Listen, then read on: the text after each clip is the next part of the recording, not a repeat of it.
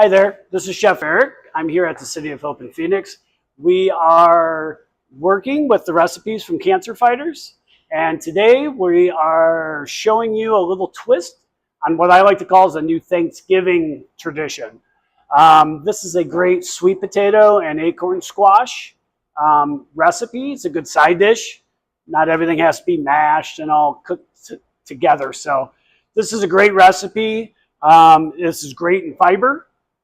This is good for your vitamin A, your vitamin C, your potassium.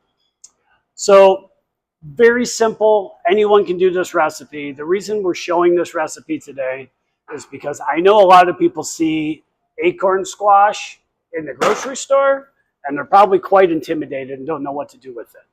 They all know they should eat it because it's good for you, but what are we going to do with it? So I'm going to show you exactly how I clean these so you can do them at home. So the first thing you do, you're going to have a little bit of waste. So don't really worry about that. Your key is to get the skin off. And the skin has a waxy coat. That's how they preserve them throughout the seasons. So you're just going to cut the top off, which it is a little tough to get through. It's not. Then you're going to cut the bottom off. And the reason I do this is so it will sit nice and flat on your cutting board. Now it's not going to roll around and you're not going to worry about, how you cut yourself or how it's going to roll one way or the other, or what's going to happen. So you can do this two ways. You can take your chef knife and you can just kind of take it and trim it down and peel it. Now this is very difficult. It does take a while and your knife has to be really sharp. So I could show that to you, but if your knife doesn't work like mine does, it's probably not going to help you out much. So all you need is a standard vegetable peeler, and you can do exactly the same thing. So you can just kind of go through and peel through this, and it's going to take you a little while, but you're going to get through it. Just keep going side to side till you get through all the way down. So when you get all the way through it, what you're going to do is you're going to end up cutting this in half. Inside you have these seeds, not too dissimilar from a pumpkin, just a little smaller. So as you can see, I'm still using my flat edge. And then when it opens up, you see the seeds on the inside. Sometimes throughout the year, this is going to be a little bit darker in color, a little more gold. Those are a little more ripe. We're still a little bit at the beginning of fall, end of summer now, so when these start going more in season, you're going to feel them get a little bit softer and they're easier to work with. So you're just going to take a standard spoon. You're just going to kind of go in there. You're going to scoop those seeds out and boom, there you go. And then when you go to cut them,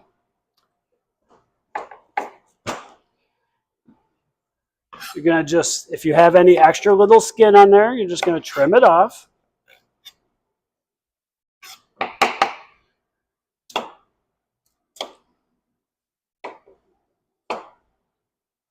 And then you're going to dice it up.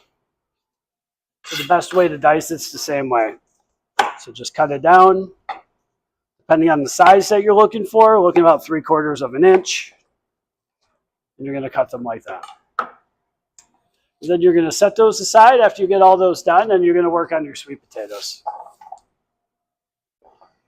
Well, now we're going to work on our sweet potato. So what we're going to do is we're going to leave the skin on our sweet potatoes. So just like a baked potato at home, a sweet potato, you can eat the skins and it has a lot of nutrients in it. It's definitely low in calories. It's good with your potassium. It's great with iron. So leaving it on there is good. You're just going to want to make sure that you scrub them. I do it just in the sink. Just make sure anything that's kind of not looking right, that you're going to take it off. And then as you clean it, you can see how it kind of gets a little shinier and a little more red. So put it in your sink, take a little towel, wipe it off, you're good to go. So what I'm going to do is I'm going to cut this into sections of the size to keep it the same size as the acorn squash. Because you're going to want to have it all the same size because it cooks at the same rate. it doesn't do you any good to mix this all together, have your sweet potatoes hard and your squash soft, or vice versa. So you always want to make sure you cut everything the same size. On a side note, soup's the same way. Everything should be cut the same so it cooks at the same rate. But anyways, so now I'm just going to cut this into the same sizes. And then I'm going to take my sweet potatoes, I'm going to mix it in now with my squash. Now that that's complete, what we're going to do is rosemary. Kind of smells like your Christmas tree.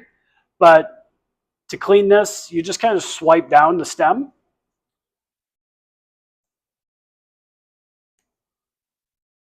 And then you'll definitely start to smell it immediately. And then you're just going to dice that and chop it up. Kind of will shoot out at you a little bit all over the place, but that's okay. Just kind of keep pulling it back together. And then I told you this recipe's easy because it is.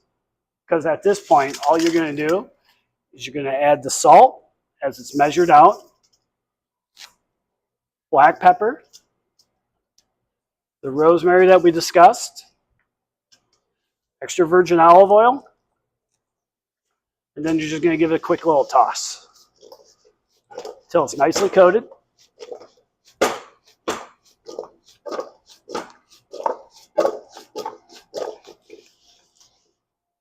And then you're going to go right on a lined sheet tray, and you're going to go in your oven that's already been preheated, and you're going to bake those until they're soft. You're going to use a toothpick, you can use a fork, you can do whatever you want.